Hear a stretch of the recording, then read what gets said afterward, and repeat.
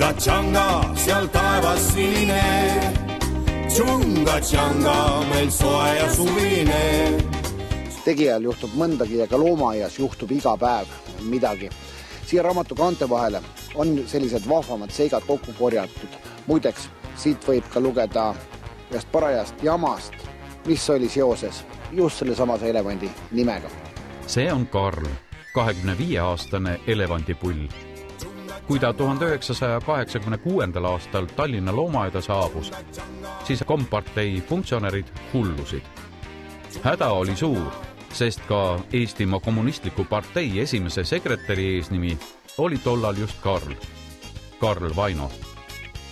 Parteiliidril ei sobivat ju elevandiga sama nime kanda. Lõpuks asi siiski vaibus ja Karl Vaino rahunes maha.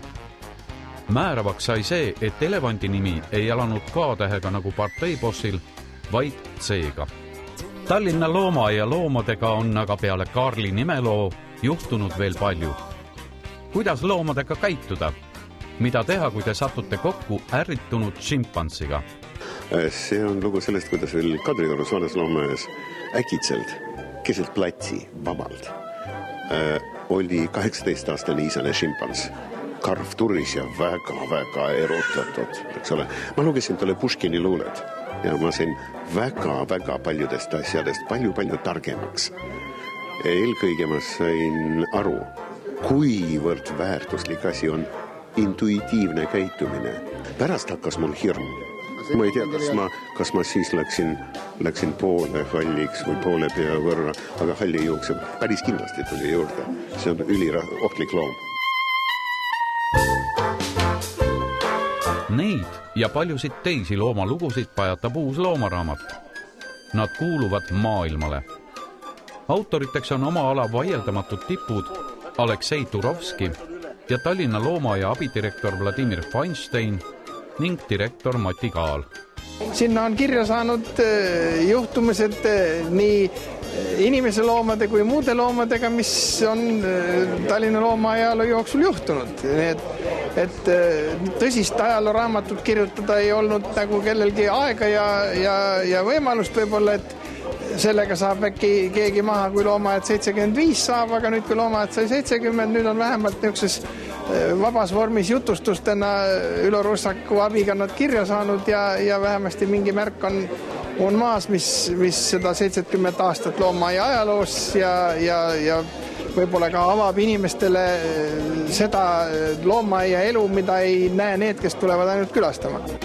Tšanga, kui kordi sinna saaks, tšanga on nuristuste saar.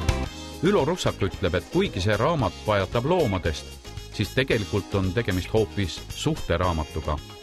Kirjutatud lood kirjeldavad eelkõige inimese ja loomavahelist usaldussuhet. Sellise suhte tekkimiseks peab loomulikult loomi armastama.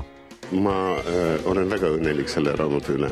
See raamat tähendab minu jaoks eelkõige mõnusad, õiged, toimekad loomingulist koostööd jumal tänatud. Kalu Mati, Volli Feinstein, suurepärased loomade tundjad. Ma tean, millised hiilgavad jutuvestjad nad on, eks ole. Ja nüüd see on kirjas, inimesed saavad nende kogemustega tutvuma. Ja loomulikult mul on väga hea meel, et minu jutud on ka seal sees. Selge see. Loomaaia elevandimajas toimunud raamatu esitlus tõi kohale palju loomasõpru. Nii mõnigi võttis ka pisipere kaasa. Ma leian seda, et sellisest loomadest vahvaid raamatuid on vähe, neid peaks rohkem ilmuma. Minu lapsepõlve lemmikraamat oli Gerald Tarelli Minu pere ja muud loomad, Sahisev maa, eks see sealt ole see nagu sisse tulnud. Ja härra Turovski, mu isiklik väga hea sõber ja ta kutsus mind siia, võtsin pojaga kaasa ja me oleme väga õnnelikud. Aleksei Turovski lemmikud on hüäänid, aga palju teab mees ka tiigritest. Kord Berliini loomaaias jalutades sattus Turovski tiigrite juurde. Tema liginedes kostis tiigrite aedikust vaikne, aga samas väga tuttav ja õrn urin.